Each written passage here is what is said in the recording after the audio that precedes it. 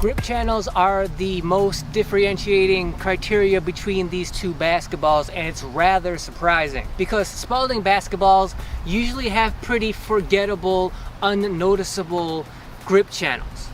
But in this basketball, I'm very impressed by how actually noticeable the grip channels are.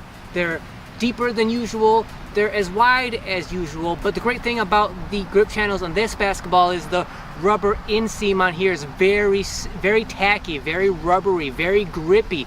Great grip inside the grip channels of this Spalding basketball. That's usually not the case. With Wilson, they usually just get grip channels right. They usually just know how to do grip channels on a basketball.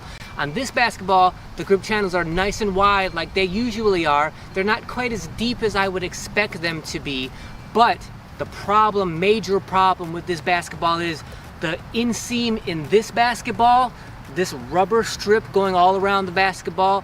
Initially, when the basketball is really new, completely brand new, it's slippery. That's never happened with a Wilson basketball with me before. I've never experienced a Wilson basketball that has slippery inseams in its grip channels. Now, like I said with my original review of specifically this basketball, maybe once you break this basketball in over a few weeks or a few months, maybe these rubber inseams will break down a little bit and not be as slick and therefore not as slippery, but at least very brand new, this basketball feels completely slippery in these inseams, and to me that's not really acceptable. That's not something that you should have to deal with when it comes to having a brand new basketball. Now, don't get me wrong, they are rubber and they do feel a little bit of rubbery on your fingertips, but because they're so slick, because it's so flat and slick, it's just not acceptable how actually slippery these inseams are. Especially in direct comparison to the Wilson inseams, these inseams are actually better than any other Wilson basketball that I can remember or think of, especially composite Spalding basketballs.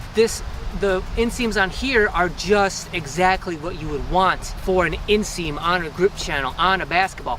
I can palm this basketball easily because of the stickiness of these inseams. I cannot do that with this Wilson. It just won't stick because the inseams are slippery, and that's not a problem that you should have with any basketball. And that complicates things because the material of this basketball, the panels are so nice, they feel so good that they're immediately negated by where you would put your fingertips. If you catch this ball on a pass and your fingertips, you'll automatically go to the grip channels because that's how you like to shoot a basketball. Like most people shoot a basketball that way. When you put your fingertips here and they slide around and that's where you use to shoot, that's going to be a major problem unless and until these grip channels get broken in and become more tacky the way they're supposed to be. Like this Wilson Forge basketball feels great and amazing in the hand unless and until you put your fingertips on the grip channels and then you're like, well, that's not right. That's not the way it's supposed to be at all.